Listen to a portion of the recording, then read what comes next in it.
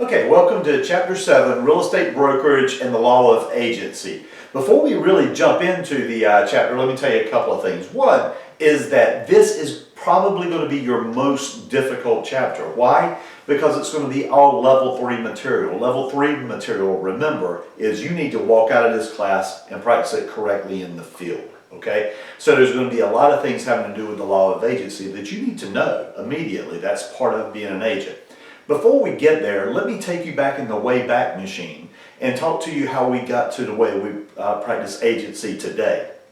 Back in the past, we're talking about 50s, 60s, prior to the 90s, okay? Prior to the 90s, in real estate, every agent worked for the seller. So let's put a seller up here, okay?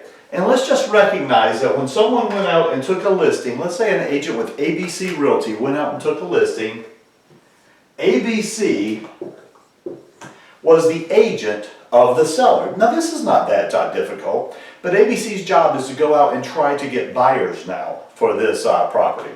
Before we get there, let me remind you this. Anytime in this chapter, in fact in the field, when you go out and take a listing, it's actually the firm that owns the listing. So when I go out, I'm Chris, I go out and I take a listing. Technically, ABC is the agent of the seller. I am what is known as a sub-agent. I am an agent of an agent. I'm an agent of ABC. Even though I'm the one who took the listing, even though I'm the one that's going to get paid, it's the firm that actually holds the listing. Now let me remind you, we're back prior to 1980s at this point. And back in the 1980s, what would happen is when I took the listing with ABC, I would put it into the MLS, the multiple listing service, depending on where you are. This may be called a cooperative listing service, a CLS. But I'd put it into the listing service and I would say, if you bring me a buyer, I would pay you a certain amount. So what would happen is I would make an offer, and let's just say you work for XYZ, and you find a buyer who's interested in this house, and you say, hey, let's go take a look at the house.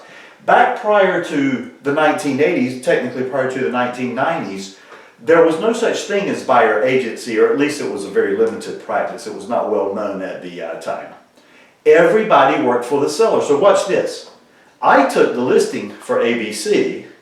You found a buyer, but technically you worked through ABC for the seller. You are what was known, or your firm was what is known as a cooperating seller sub-agent. All right, now this is still legal today. So you may say, why am I spending time talking about this? One, because it is legal today. But the second reason I'm talking about this is because think back to the 1980s. How many times do you think that buyer actually knew that they were not being represented? In other words, think about this. You met the buyer, you're learning about him, you're learning about his wants, his needs, his family, his money, okay? And so they start feeling like you are their agent. So can you see why prior to the 1980s that buyers actually did not understand who agents work for?